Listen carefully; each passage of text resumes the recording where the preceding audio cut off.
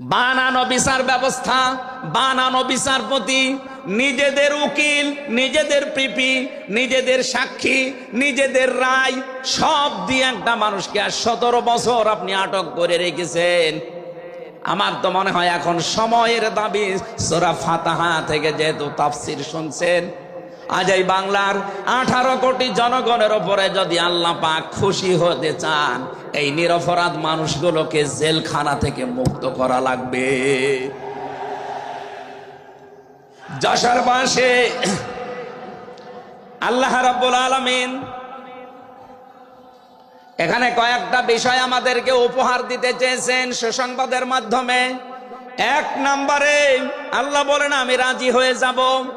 2 নম্বরে ওদের মনের মূল কথাগুলো যেহেতু আমি জানি, সুতরাং যারা নারায়ে তাকবীর আল্লাহু আকবার এই স্লোগান দিয়ে এই মাজলুম মানুষটার পক্ষে অবস্থান নিলেন, আমার তো মনে হচ্ছে ফানজালাস সাকিনাতা আলাইহিম, আল্লাহ পাক তার রহমত এখন এই দেশের উপরে নাজিল করবে।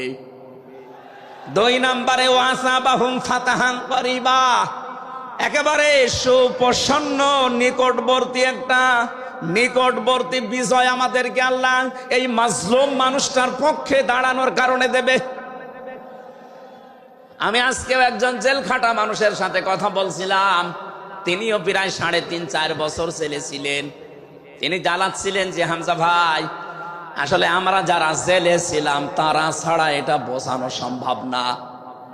বহু মানুষ বিনা অপরাধে, বিশেষ করে 15.5 বছরে তো হবেই, বিনা কারণে বিনা অপরাধে কিচ্ছু জানে না, বছরের পর বছর জেলে পচতেছে। ওরা যদি একজন নিরপরাধ মানুষকে মিথ্যা কথা ছড়িয়ে দেওয়ার কারণে নবী যেরকম সিদ্ধান্ত নিতে পারে, আজ বাংলার 18 কোটি মানুষ দল বেদল সব ভুলে গিয়ে নিরপরাধ যত মানুষ জেলে ভর্তি আছে, গুম হয়েছিল, খুন হয়েছিল যারা, এদের পক্ষে দাঁড়াতে যদি সত্যি আপনি মন থেকে এগিয়ে আসতে পারেন, আল্লাহর কসম আমাদের সামনে আল্লাহ বিজয় দেখাবেন। বিজয় আমরা দেখতে পাচ্ছি সূরা কসস 20 নম্বর পারার 4 নম্বর পৃষ্ঠার 15 নম্বর লাইনের 5 নম্বর আয়াত।